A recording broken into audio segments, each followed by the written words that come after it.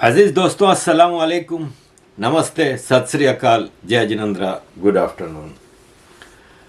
अजीज दोस्तों, chief justice Pakistan अता उमर बंदियाल इमरान खान को बचाने के लिए बिल्कुल सामने आए।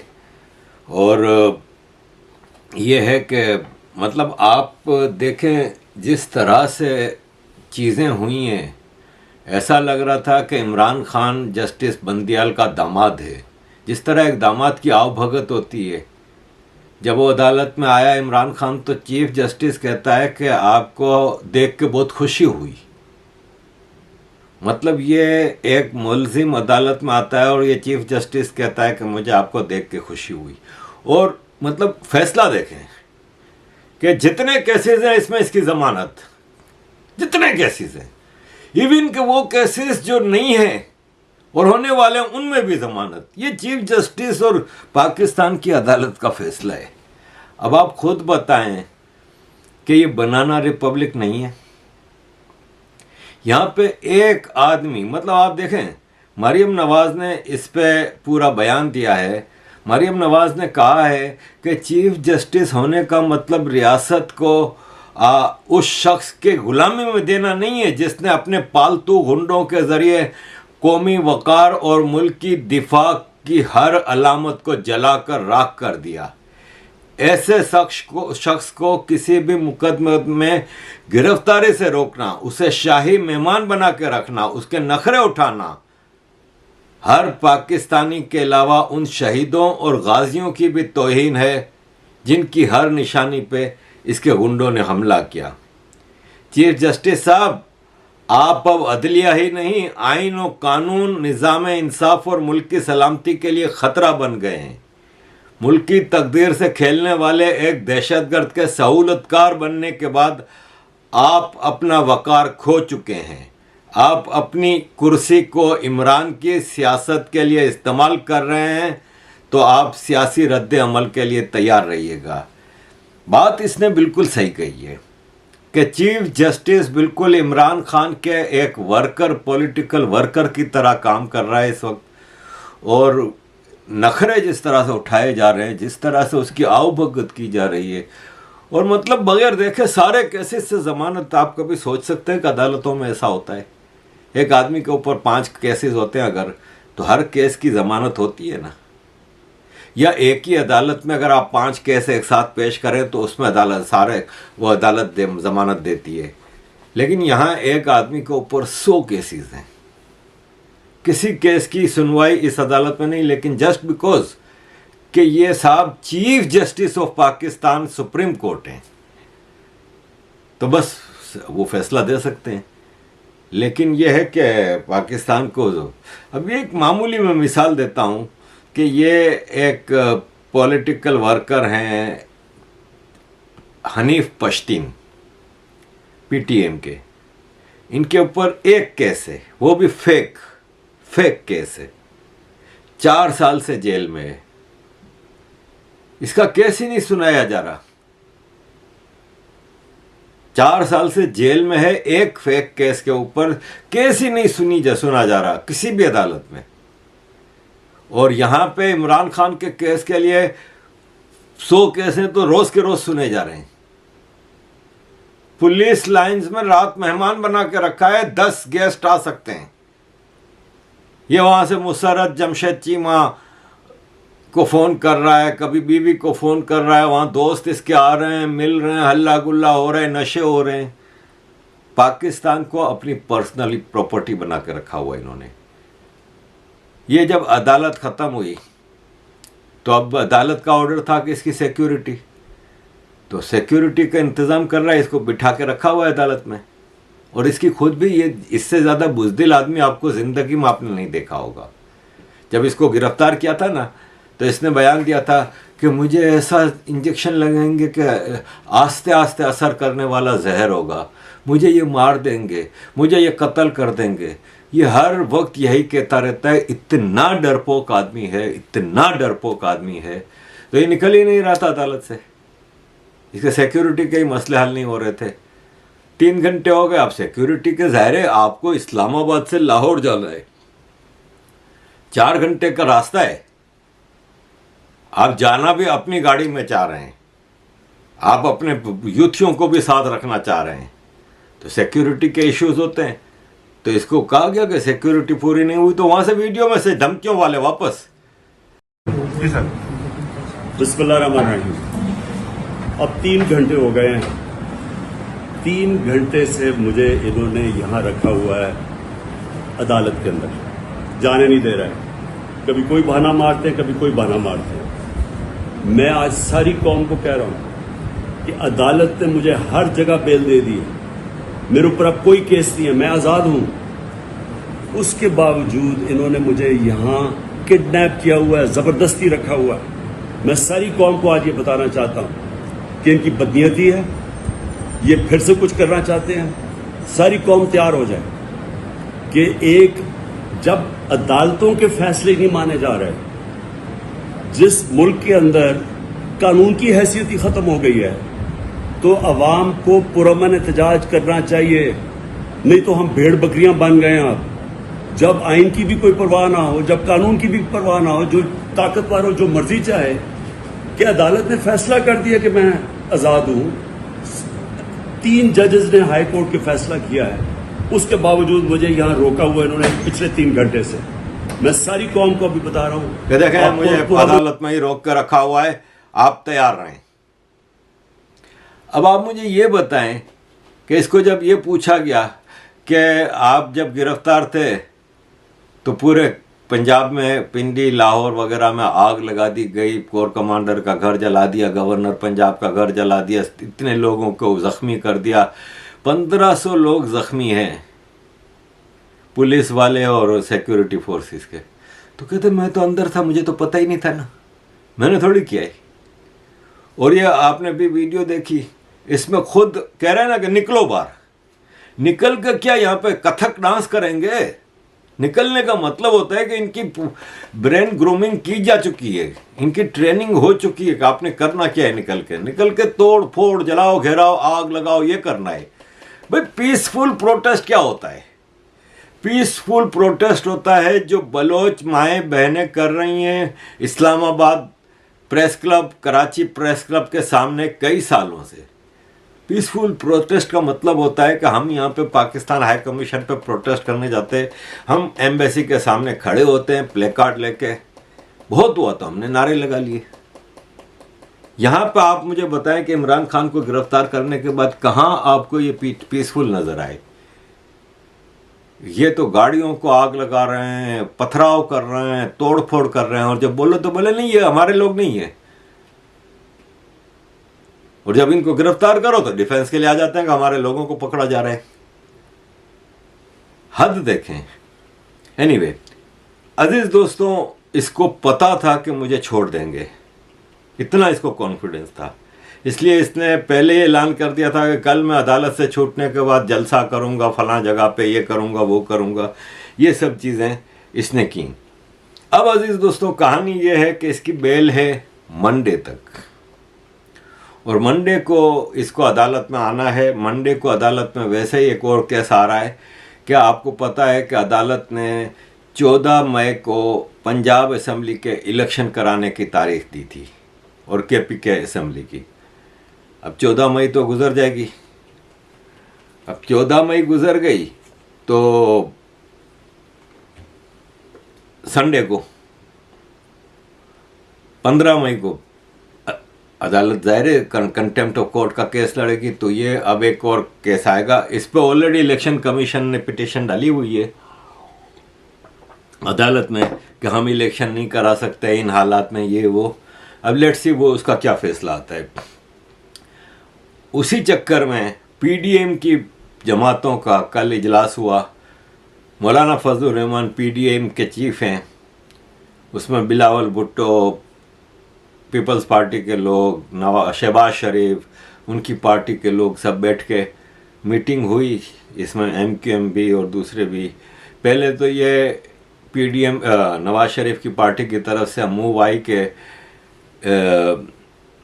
PTI को बैन कर दिया जाए लीगली, जिसकी मुखालफत पीपल्स पार्टी ने भी की, MQM ने भी की कि नहीं नहीं ये गलत तरीका है, कई चीज़ें डिस्कस हुई। अब मंडे को सुप्रीम कोर्ट के सामने पीडीएम एहतजाज करेगी, पुरअमन एहतजाज, पीसफुल डेमोस्ट्रेशन।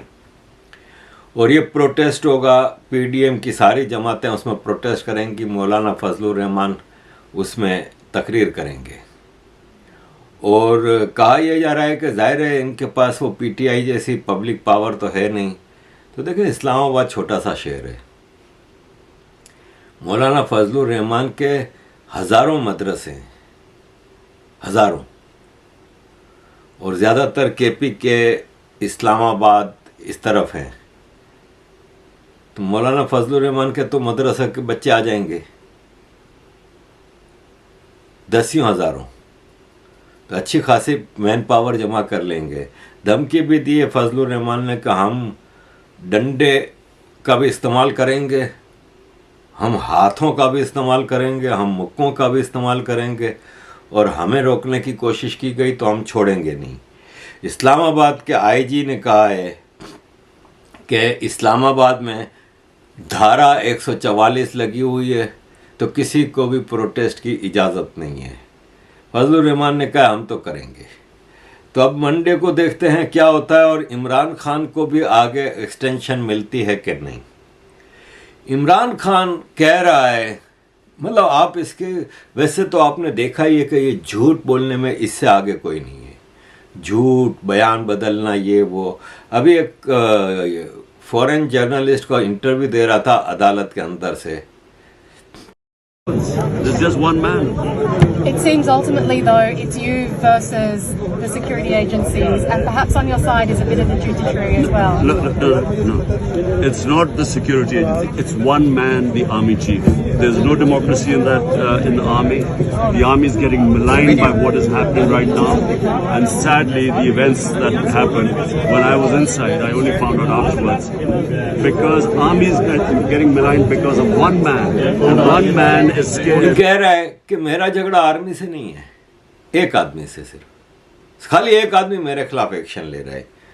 भाई एक आदमी एक्शन ले रहा है, यानी Asim Munir, chief of army staff. अगर आसिम मुनीर सारे फैसले कर रहा है, तो डीजी आईएसपीआर भी एक जनरल है, 4 स्टार जनरल है, वो रोज़ की प्रेस रिलीज दे रहे हैं। फिर जितने फैसले हो रहे हैं, अब एक मिसाल है कि ये आसिफ गफूर है, गफूरा पहले डीजी आईएसपीआर था, इसके बारे में रोज़ आ रहा है कि ये ऑर्डर मानने से इनकार कर रहा है। ये तो वहाँ पे बलूचिस्तान में, इसकी कल की ये पिक्चर है, बलूचिस्तान में बाकायदा किला सैफुल्ला मुस्लिम बाग में freedom fighters, Baloch freedom fighters ने एक चौकी पे हमला किया। 6 फ्रीडम फाइटर आए, एफसी के पूरे कंपाउंड पे कब्जा कर लिया, होस्टेज बना लिए, और कई एफसी जवान मारे गए। और कल रात तक पाकिस्तान आर्मी मुकाबला कर रही थी। वो बाकायदा ये प्रेस रिलीज पाकिस्तान आर्मी की है कि बहुत घुमसान का जंग मुकाबला हो रहा है टेररिस्टों के साथ। ये उन्होंने कहा है पाकिस्तान आर्मी ने कि हमारे कई जवान शहीद हो चुके हैं और घमसान का मुकाबला जारी है टेररिस्टों, दहशतगर्दों के खिलाफ। ये पाकिस्तान आर्मी कह रही है। और ये आसिफ गफूर, कोर कमांडर बलूचिस्तान, ये उनकी कमान कर रहा है, और अफवाह उड़ा रहे हैं कि आसिफ गफूर नाराज़ है आसिम मुनीर से और उसके ऑर्डर नहीं ले रहा, ये नहीं कर रहा, वो नहीं कर रहा। लेकिन डीजी आईएसपीआर की लंबी चौड़ी एक कॉन्फ्रेंस भी हुई थी, और उसने शाहजेब खानज़ादा को जियो न्यूज़ पे इंटरव्यू भी दिया है। उसमें इसने कहा है कि विद इन द कंट्री और पाकिस्तान से बाहर से कुछ लोगों की ख्वाहिश है कि आर्मी में डिविजन्स पैदा की जाएं, तो ऐसी ख्वाहिश पूरी नहीं हो रही। आर्मी यूनाइटेड है, और किसी ने भी रिज़ाइन नहीं किया, किसी ने भी रिज़ाइन नहीं किया। और जो इतनी सारी खबरें आ रही थी कि ये ऑर्डर नहीं मान रहा, वो ऑर्डर नहीं मान रहा, तो लाहौर के कोर कमांडर को जिनका घर जलाया गया था, उनको उनकी अपनी रिक्वेस्ट पे उनका तबादला जीएचक्यू में कर दिया है, और नए कोर कमांडर लाहौर के आ गए हैं। तो ये आर्मी में एक आध ट्रांसफ़र हुआ है, किसी को भी किसी ने ना रिजाइन किया है ना वो किया है। इसी तरह डीजी ने, वो आर्मी का इदारा है नहीं, वो तो सिविलियन बॉडी है, उसको भी चेंज किया गया है, डीजी नेब को चेंज किया गया है। तो अजीज़ दोस्तों, ये सारी सूरत हाल है। यहाँ पे एक बात मैं कहना चाहूँगा, मेरा अपना पर्सनल एक्सपीरियंस है इसमें, इसलिए कह रहा हूँ कि पीडीएम की जो मीटिंग हुई ना, इसमें बिलावल भुट्टो ने बड़क मारी कि पीपल्स पार्टी ने इतनी कुर्बानियाँ दी हैं, लेकिन पीपल्स पार्टी ने कभी कानून को हाथ में नहीं लिया। तो मैं बिलावल को याद दिला दूं कि मैं उस वक्त कराची में था जब तुम्हारी माँ को मारा गया था। बेनज़ीर भुट्टो को गोली मारी गई रावलपिंडी में। कराची में 25 बैंक लूट लिए गए और जला दिए गए। 4000 गाड़ियां जला दी गईं। ट्रेनें में आग लगाई गई, थाने जला दिए गए, foreign food outlets like McDonald, KFC वगैरह को जला दिया गया, तबाह तोड़ फोड़ करके जला दिया गया। 50 से ज़्यादा फैक्ट्रियों को आग लगाई। काम से जो लड़कियां घर से बाहर काम पे जाती हैं ऑफिसेज में, ये वो हज़ारों लड़कियां गायब।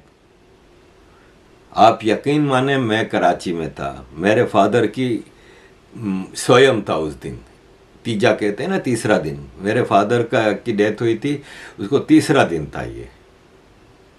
और यकीन माने, कराची का यह हाल था कि सड़कों पे लड़कियों का रेप हो रहा था। बसें बंद हो गई, सब कुछ बंद हो गई। जो ऑफिसों में काम करती थी वो सड़कों पे बस का इंतज़ार कर रही हैं। पीपल्स पार्टी के गुंडों ने कराची पे धावा बोल दिया था। और ये ऑन रिकॉर्ड चीज़ें हैं, मेरी कोई पर्सनल वो नहीं है, आप रिकॉर्ड उठाकर देख सकते हैं। पीर मजरुल हक पीपल्स पार्टी का सीनियर पॉलिटिशियन है, उस वक्त एजुकेशन मिनिस्टर बना था जरदारी की कैबिनेट में, क्योंकि बेनज़ीर भुट्टो का जब कत्ल हुआ था तो मुशर्रफ की हुकूमत थी, लेकिन इसके फ़ौरन बाद इलेक्शन के बाद पीपल्स पार्टी ने गवर्नमेंट बनाई थी। पीर मजरुल हक की वीडियो वायरल थी कि अब हमें पाकिस्तान ना खपे, हमें पाकिस्तान तोड़ना है। जो बाद में जरदारी ने जिसको होम मिनिस्टर बनाया था, वो पाकिस्तान ना खपे के नारे लगाते हुए तोड़ फोड़ इन लोगों ने तबाही मचानी शुरू की थी। तो बिलावल भुट्टो फैक्ट्स को चेंज नहीं कर सकता। पीपल्स पार्टी एक टेररिस्ट जमात रही है। जब जुल्फ़िकार अली भुट्टो को खिलाफ मार्शल लॉ आया था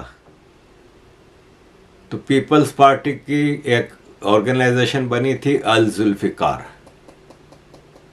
अल जुल्फ़िकार का चीफ था बेनज़ीर भुट्टो का भाई, जुल्फ़िकार अली भुट्टो का बेटा मुर्तज़ा भुट्टो। ये बाकायदा टेररिज्म करते थे। मुर्तज़ा भुट्टो के एक टेररिस्ट सलामुल्लाह टीपू ने हवाई जहाज़ अगवा किया था 81 में। कराची में ऑयल रिफाइनरी के ऊपर रॉकेट से हमला किया था, उस वक्त जब रॉकेट एक यूनिक चीज होती थी। रॉकेटों से हमला किया था, ट्रेन की पटड़ियां उखाड़ी थी। और उस वक्त बेनज़ीर भुट्टो जेल में थी, इसलिए पीपल्स पार्टी के ये लोग कर रहे थे। तो बिलावल भुट्टो अभी बचोंगड़े, तो अभी झूले में बैठा दूध बोतल पी रहा है तू, अभी तुझे पता नहीं है किसी चीज़ों का, तो ज़्यादा होशियारियाँ नहीं नाप तू। पीपल्स पार्टी जैसी दहशतगर्द जमात तो पाकिस्तान में आई ही नहीं है। तो अजीज़ दोस्तों, आगे बढ़ते हैं, चीज़ें बहुत हैं।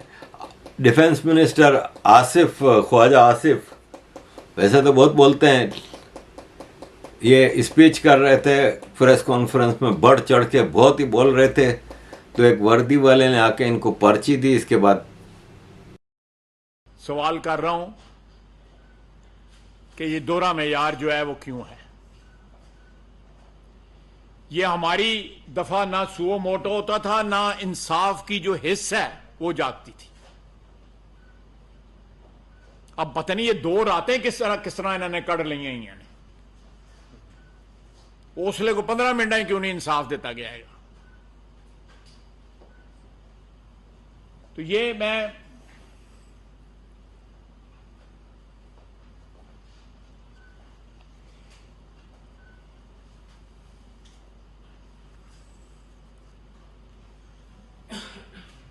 आप लोगों ने कोई सवालात करने हैं तो बंद। मैं हाजिर हूं। ये इनकी औकात है, ये इनकी हालत है। पीडीएम जैसी कमज़ोर गवर्नमेंट पाकिस्तान की हिस्ट्री में नहीं आई और आर्मी को ऐसी गवर्नमेंट सूट करती है। देखें, इंटरनेट बंद था, सारा इंटरनेट बंद था और दोपहर तक कल शाम तक गवर्नमेंट यही कह रही थी कि जब तक सब पकड़े नहीं जाएंगे ना जिन्होंने हंगामे किए हैं, तब तक इंटरनेट बंद रहेगा। इंटरनेट तो अभी 2-3 दिन और बंद रहेगा। ये वो ऐसे में वो टिकटॉकर लड़की जो है जिसके पास सबकी वीडियोज़ हैं, हरीम शाह ने वीडियो निकाली कि राना सनाउल्लाह तुम्हारी वीडियो में लीक कर दूंगी अगर इंटरनेट नहीं खोला तो। फौरन इंटरनेट खोलो वरना सबकी वीडियोज़ में लीक कर रही हूँ। आधे घंटे में राना सनाउल्लाह ने इंटरनेट खोल दिया।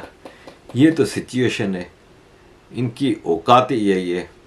अजीज़ दोस्तों, देखें, इमरान खान लाख कहे कि मेरा झगड़ा एक आदमी से, इसका झगड़ा एक आदमी से नहीं है। इसका झगड़ा बाजवा से भी था, बाजवा के बाद आसिम मुनीर से भी है, डीजी ISI नदीम अंजुम के साथ भी है, Faisal Naseer second commander of ISI का नाम लेके इसने कहा है कि उनसे मेरे को मसला है। एक तरफ ये सब कह रहे हैं, दूसरी तरफ कह रहा है कि मैं प्राइम मिनिस्टर बन के, आसिम मुनीर को खतरा है कि मैं प्राइम मिनिस्टर बन के उनको डी-नोटिफाई कर दूंगा, इनको हटा दूंगा। तो वो डरे नहीं, मेरे आसिम मुनीर के साथ ताल्लुकात बहुत अच्छे रहेंगे। एक तरफ तो कह रहा है कि मेरे खिलाफ वो साजिशें कर रहा है। तो इसका मसला ये है कि अब ज़रा ये जाएगा, घर पहुंचा है अभी मेरा ख्याल है ये, अब वहाँ पे नशे वशे करेगा, थोड़े इसके लौंडे इसकी खिदमतें करेंगे, थोड़ा दिमाग ठिकाने पाएगा, फिर ये कोई नई बोंगियाँ मारेगा। अजीज़ दोस्तों, सिचुएशन इस वक्त ये है कि पाकिस्तान में कोई चीज़ क्लियर सामने नहीं आ रही। ये देखें, ये शायान अली है, ये लंदन में प्रोटेस्ट करवाता है और इसने लाखों की अपनी फॉलोइंग बना ली है और वीडियोस बनाता है और टिकटॉक बनाता है और ज़ाहिर PTI के यूथिये सारे इसको फॉलो करते हैं। तो ये नवाज शरीफ के घर के सामने PTI के यूथिये रोज़ हज़ारों की तादाद में पूरा घर ब्लॉक कर दिया। आपको बताया मैंने कि वो बहुत महंगा इलाका है, वहाँ पे बड़े बड़े अमीर लोग रहते हैं, तंग आए हुए हैं। तो वहाँ के लेबर काउंसलर ने भी पुलिस को अभी कहा है कि भाई इन सबको हटाओ इधर से यार, इनको निकालो, इनको नहीं आने दो इधर। ये क्या रोज़ का ड्रामा लगाया हुआ है, रोज़ का ये हिसाब है। तो शायान अली कह रहा है, प्रोटेस्ट काउंसलर आपका बाप भी नहीं रोक सकते प्रोटेस्ट। ये सब सुनने को भी बोलती है कि एवन फील्ड हाउस के बाहर हम रोकेंगे आपका प्रोटेस्ट। काउंसलर आपका बाप भी नहीं रोक सकते प्रोटेस्ट। हमें किसी का बाप भी नहीं हटा सकता। ये इनकी हालत है, ये इनकी हैसियत है। चीफ जस्टिस शिकायत कर रहे हैं कि हमें मेरे घर जलाने की धमकी दी गई है। ये इंफॉर्मेशन मिनिस्टर मरियम औरंगज़ेब ने ये कहा कि अगर आप इस तरह के फैसले दोगे तो कोई आपके भी घर में घुस के हमला कर सकता है, जला सकता है। खाली बात की ना, PTI वालों ने तो करके दिखा दिया, तो उनके तो लाड नखरे उठाए जा रहे हैं। तो अजीज़ दोस्तों, मामलात लेट्स सी के क्या होते हैं। DG ISPR ने कहा है कि मार्शल लॉ नहीं लगेगा और मार्शल लॉ नहीं लगेगा। ये तो एंड पे आके अब कोई ऐसी सूरत हाल आ जाए कि कोई रास्ता ही बात ना बचे तो और बात है। फिल वक्त मार्शल लॉ नहीं, एमरजेंसी की चांस है, लेकिन एमरजेंसी के लिए भी एंड पे प्रेसिडेंट ऑफ पाकिस्तान ने साइन करना होता है। तो अगर बहुत ही ज़रूरी हुआ तो फिर आर्मी प्रेसिडेंट ऑफ पाकिस्तान के सर पर बंदूक रख के भी साइन करवा सकती है, ऐसा कोई मसला है नहीं है। तो एमरजेंसी आ सकती है, एमरजेंसी के लिए कैबिनेट ने भी हाँ कर दिया है। और एमरजेंसी में फिर क्या है कि सिविल राइट्स सस्पेंड हो जाते हैं। DG ISPR ने भी कहा है कि मार्शल लॉ नहीं आएगा, मार्शल लॉ के चांसेस कम हैं। आखिर में मैं आपके साथ ये एक खबर शेयर करना चाहूँगा कि इसहाक डार फाइनेंस मिनिस्टर ने कहा है कि आईएमएफ ने एग्रीमेंट करना है तो करे, नहीं तो ना करे। यानी अब धमकियां दे रहा है क्योंकि वो आईएमएफ इनको करने को तैयार है नहीं। इसहाक डार से पहले जो पीडीएम के फाइनेंस मिनिस्टर थे मिफ्ता इस्माइल, वो अभी लंदन आए हुए हैं। उन्होंने ये कहा है कि आईएमएफ से एग्रीमेंट ना होने की वजह मेन ये है कि हुकूमत यानी गवर्नमेंट आईएमएफ की कंडीशंस को पूरा नहीं कर सकी है। और आईएमएफ की जो कंडीशंस हैं उसमें मेन कंडीशन ये है कि आप फ्रेंडली कंट्रीज से $6 बिलियन की लोन पहले लेके आए। तो पाकिस्तान को तो खाली $3 बिलियन मिले हैं, 2 सऊदी अरब की तरफ से, 1 इमारात की तरफ से। तो बोले और भी कंडीशंस है। और अब तो आईएमएफ ने कह दिया है कि नए बजट के अनाउंसमेंट के बाद अब डील होगी। तो नए बजट के अनाउंसमेंट में अभी 1 महीना पड़ा है। पाकिस्तान के इसहाक डार से पूछा गया कि पाकिस्तान को अगले 15-20 दिनों में $3.7 बिलियन का लोन वापसी करनी है, तो उसका क्या करेंगे? तो उन्होंने कहा हम कर लेंगे, हमारे पास इतना पैसा है कि हम कर लेंगे। ये कहने को तो कह दिया है, लेकिन ये करने के बाद आपके फॉरेन एक्सचेंज रिजर्व है ना, वो 0 पे आ जाएंगे। तो उसको फिर डिफ़ॉल्ट कहते हैं, ऑफिशियल अल्फाज में उसको फिर डिफ़ॉल्ट कहते हैं। और तो इन्होंने कहा है कि हम चाइना से रिक्वेस्ट कर रहे हैं कि जो चाइना की, क्योंकि ज़्यादा लोन है, चाइना की रीपेमेंट की बात है, तो हम चाइना से रोल ओवर की बात कर रहे हैं और होपफुली रोल ओवर हो जाएगा। तो डिफ़ॉल्ट होने के तो चांसेस पूरे के पूरे हो चुके हैं। लेट्स सी आगे क्या होता है। अजीज़ दोस्तों, thank you very much for all your support. Keep support.